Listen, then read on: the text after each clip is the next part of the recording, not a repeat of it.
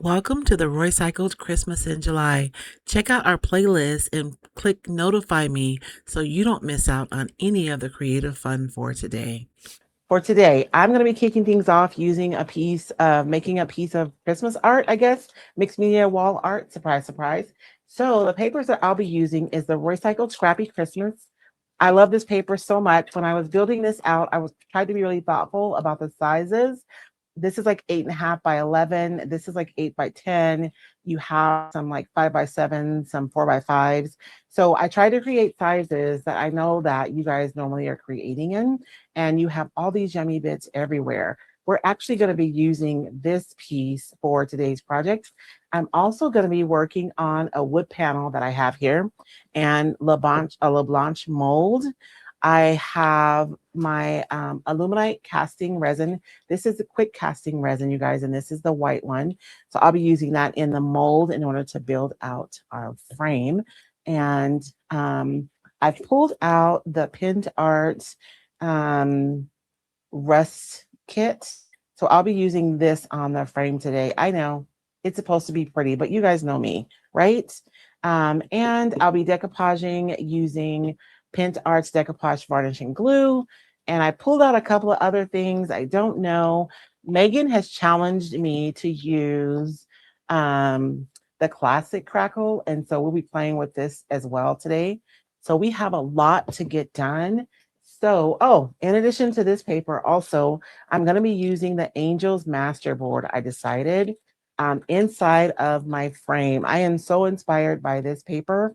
And you guys, when I was designing the decoupage papers this year, I really wanted to design in a way that gave you guys a lot of options. So these papers are absolutely good for Christmas projects, but they're not specifically Christmas. So you can use these long after the holiday has come and gone. So we'll be also using the Angels Masterboard paper. I want to start off though pouring our frame mold so that that can be curing while we're working on the other parts of our projects. I have a silicone cup here. And I love using these because they're so easy to clean up, even though I was using mine for some other stuff. So there might be a little pigment in the bottom, but you just let the resin dry in here and then you can pull it right out, right? Because nothing sticks to silicone, not even resin. So that's my resin cup. And I'm going to be using 50% of part A and 50% of part B. I better tape this on here so I remember what that is, right? And the way that I do it is I can look at my cup and I can see my measurements. And so I'm going to be putting in, I'll measure up to 20 mils of part A, and then I'll do 40 mils, up to 40 mils for part B. And that way I know that I have a 50-50 ratio of each one. And I like to hold my cup up at like eyesight, like where I can see it, so that I can see it level and not look down into the cup where my measurements may be skewed. And now that I'm at 20, I'm going to pour up to 40 mil, right, of part B. And I'm going to stir this. It'll start turning white and you'll see little ribbons in here as part A and part B start to mix. You want to mix it until you don't see any more of those ribbons, but you do have to move fairly quickly, right? Because you don't want your resin to start setting up in your cup because this is a quick cure resin. And I don't see any more ribbons in there, so everything is integrated. So I can go ahead and pour.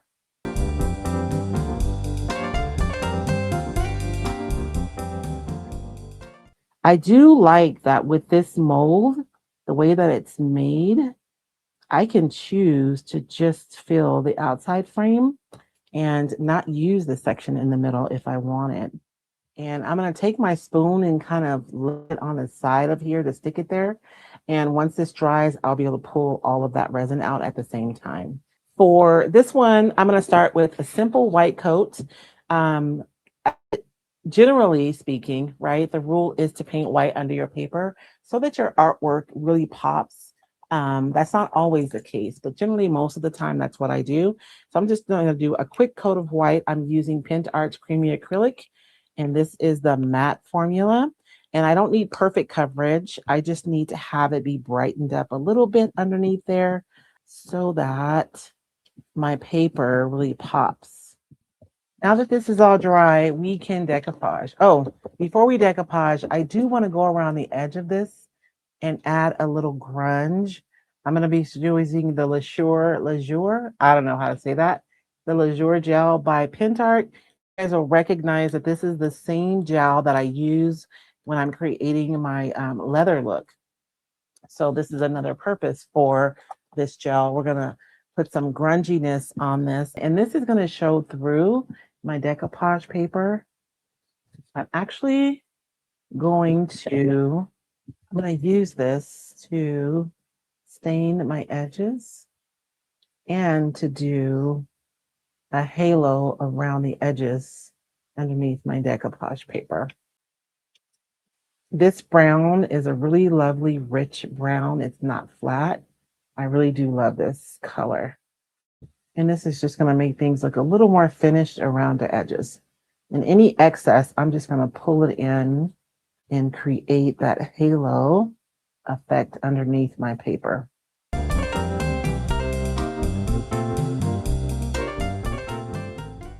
And the cool thing about using this to stain the wood is it's going to dry a lot faster than traditional oil-based stain would.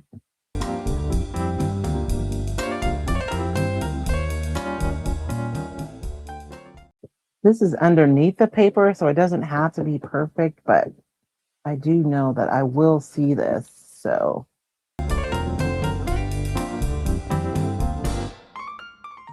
So it looks pretty dark, but it's going to be underneath the paper, so it won't really be that dark, if that makes sense. But you guys will notice when it's thinned out, you can see like how rich that brown is, right? It's not a flat brown, which I think why it works so beautifully with the leather look. So I'm going to make sure all this is dry really quickly, and then we are going to get to the decoupage. Now that this is dry, I can go in with my decoupage. The piece of paper that I want to use is actually this corner right here. So I'm going to go ahead and just trim off this whole piece and then decide what I want to put where. The beautiful thing about the Masterboards are that you have so many pieces and so many options. I am literally just going to use this little piece for this project, and I have all this paper to use for other projects. Ooh, I cut that pretty close, didn't I? Okay. So I know that you guys, it looks like it's a little off center, but you guys, if you've been with me for a while, you know that I'm really not likely to put something dead center. My brain likes things off edge. It likes things off center. And I kind of want this 25 to sit off here and my frame to sit up here. So this is about perfect. And I have my little clip right there, and I want to make sure I include that. You guys see here where the paper is just a little bit shy. I didn't pay attention when I was trimming it. I'm not really too worried about that because I know that my paper is going to stretch a little bit when I decoupage. And so I am going to take advantage of that for this project. I do like to trim my paper pretty close, leave like 1/8 of an inch because I'm misting my paper and I don't want a big edge of paper here drying to pull my edges off of the surface. I hope that makes sense. So I'm going to be using Pentart decoupage varnishing glue. I'm using it in the matte formula because that's my preference, but gloss is available if that's what you'd like to use. I like to start off by misting my paper first. That's going to allow my paper fibers to relax. When you get wrinkles in your decoupage paper, generally it's because your paper is responding to the moisture in your decoupage medium. But if you spray your paper first and you let those fibers relax, then they're not going to respond, right? They're already stretched out. So there's nothing to respond when it comes into contact with your decoupage medium. So I like to start off with a nice anchor row with a straight edge to make sure that's going to kind of set my paper so that I know it's going to lay down exactly the way I want. I emphasize a straight edge because when I go back in to apply more decoupage medium, I don't want to have to be trying to get under my paper, right? So a straight edge means that I just have to put a straight edge on when I go in with my next layer of medium. And I'm just going to continue on. I'm going to mist my paper as I go. I get a lot of questions about working on larger projects with the misting method. And really the trick is just to mist as you go so that, your paper doesn't dry out before you get to it. And then you have other issues, like maybe the paper is a little bit more vulnerable after it, you know, gets wet and dries out again, and you're more likely to get tears. So you just mist as you go and you don't have to worry about it. I used to do smaller areas to lay down my paper. Now I don't feel like I have to be as cautious about that because with the wet paper already pre-stretched, I'm less likely to get any wrinkles. So I just want to make sure that I get full coverage and that I don't have any pockets, right, that don't have decoupage medium on them. I don't want to have too much. If you lay down too much medium, you get weird ripples in your paper. So you want to be generous, but not, you don't want to have like pools of product on your surface. And if you look from the side, you can see if you've missed any areas. And on a surface like this one, where I have, open wood, and then a chalky paint on there. I didn't use a chalky, I use a creamy acrylic. If you have something that's more open, right? Like a chalk paint and a wood surface that might be absorbing some medium, you really want to look and make sure that you have enough medium in all the places and it's laid down evenly.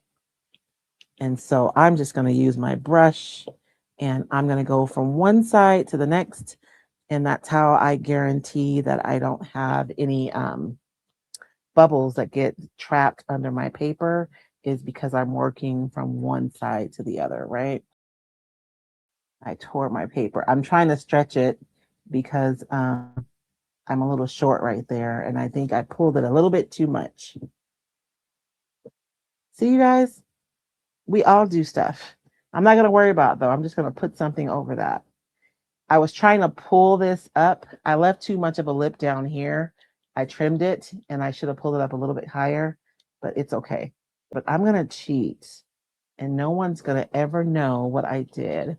I'm just going to take a little piece of paper and I'm going to set it right there on that edge.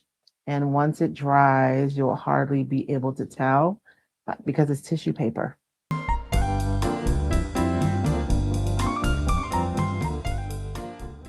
And I may just have to add a little transfer right here to cover up that boo-boo.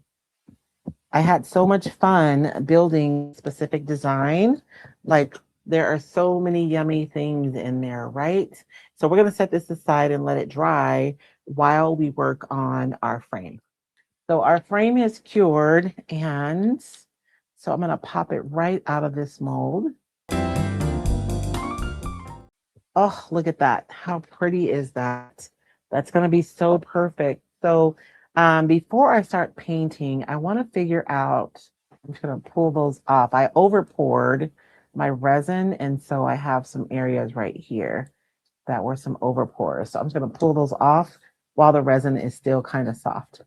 So for this one, I'm going to be painting all of this around here rusty. But before I do that, I kind of want to figure out which angel we're going to use inside of our frame.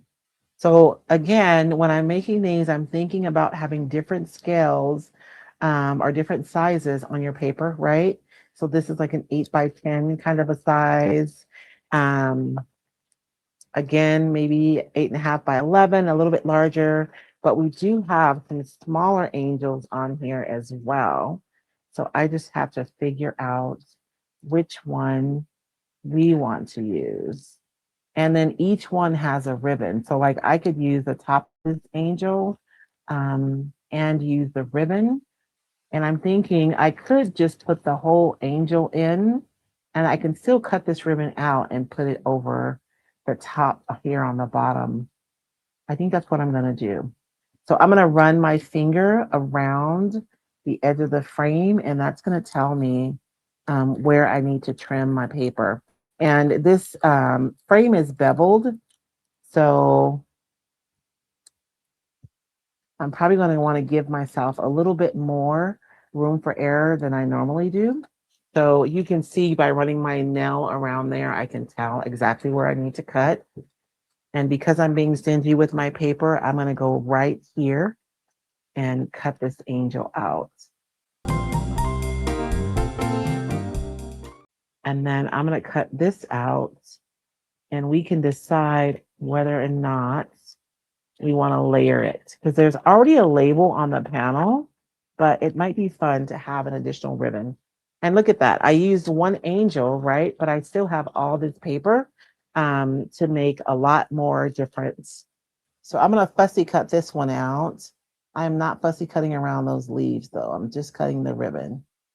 And whenever I'm fussy cutting, rather than trying to move my hand to cut around something, it's just so much easier to move the paper and have your scissors sit still. And because this paper has such a light background, I don't have to be like super perfect when I'm trimming this. I am leaving, as little as possible around there, but I don't have to worry about being super careful because I know that this background is going to be pretty transparent when I decoupage it. So I have that ribbon, so we'll save that one. And we'll probably want to paint the back of that white so it'll stand alone against this. And, oh, you know what I want to do? So last week during Mad Scientist Monday, we painted the back of one of our angels white. And it made the angel stand out a little more from everything else. And it was so beautiful. So I think that I want to do that for this project as well.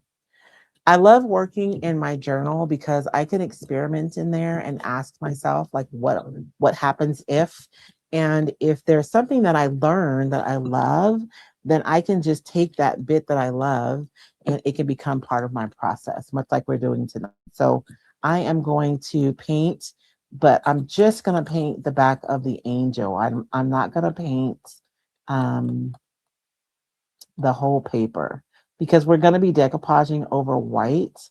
So it's going to stand out.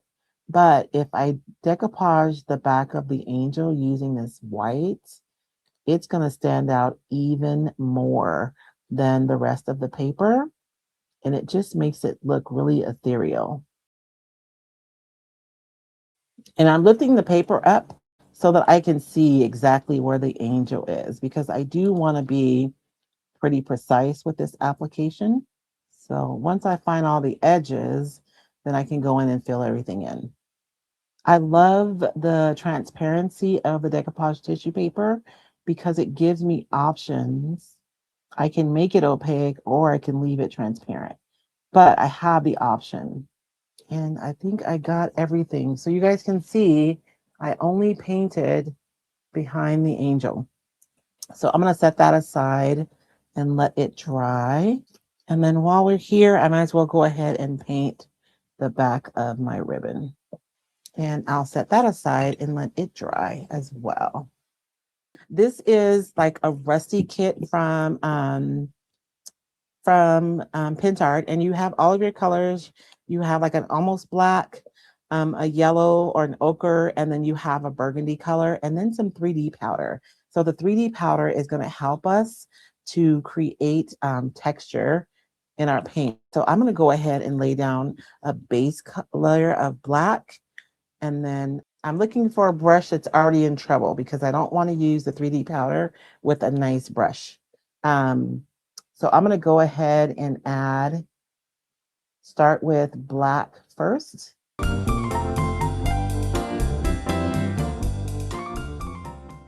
And while that's still wet, I'm just going to dust it with some of this 3D powder. And then I'm going to make my way all the way around the frame and do that. And the reason why I'm doing it, a little bit at a time is because I want to make sure that the paint is nice and wet when I put the 3D powder on there.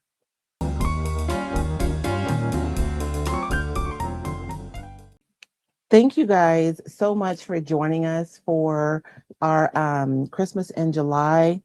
And if you are new to Roycycle, please like and follow. And I would really like to encourage you guys to stick around and watch our other creators and make sure and like and follow their pages. Each of them create really wonderful content to inspire and to teach you how to use the products that you probably already have in your stash.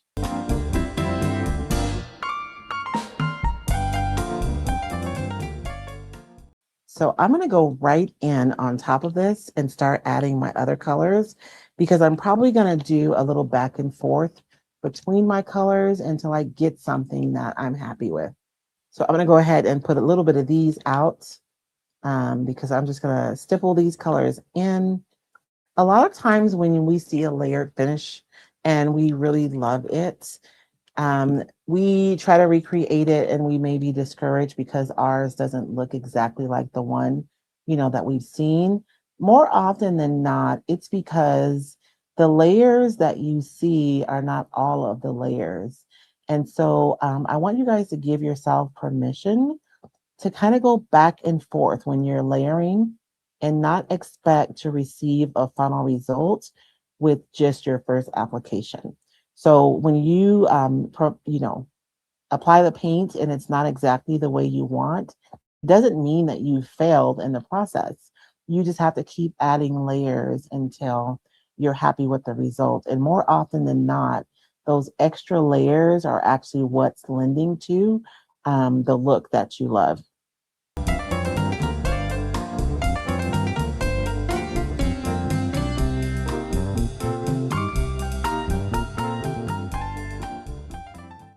I'm going to dry this layer because I want my colors to blend together, but I also want spots where the colors are standing alone. So I'm going to dry this and then I'll go back over with another layer and we'll just keep going back and forth until we get exactly what we want. I learned years ago as a furniture artist that you never want to always paint your project from the same um like perspective because that's how you have areas that don't have enough paint.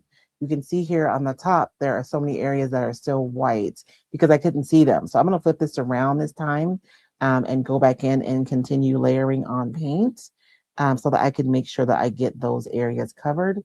And when you're painting with acrylic paint, when the paint dries, it does shrink. So even if you had full coverage when you applied your first coat, chances are that you might still have some white areas peek through. And I'm going back in right now with the black to just create, I don't know, isn't that like perfectly rusty? Now I'm going to dry this really well and I'm going to go in and I'm going to gild this just a little bit with copper.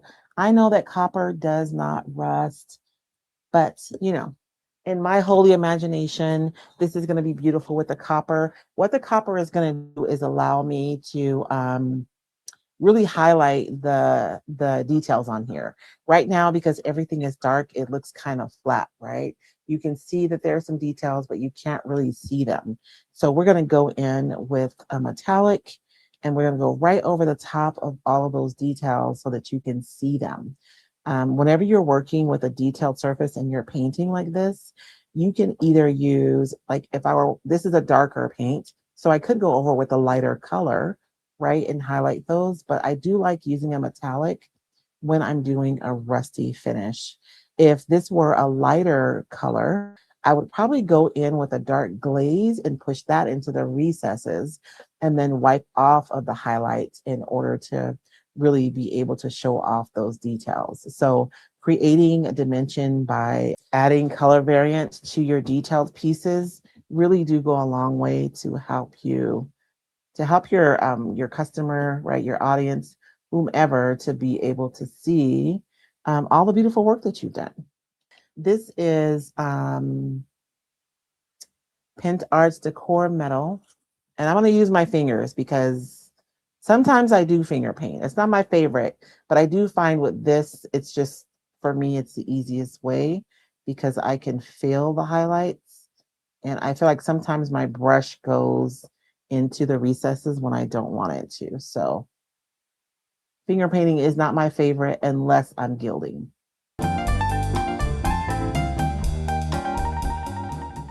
And see, now you can see all those details that were hidden when it was just the one color, right?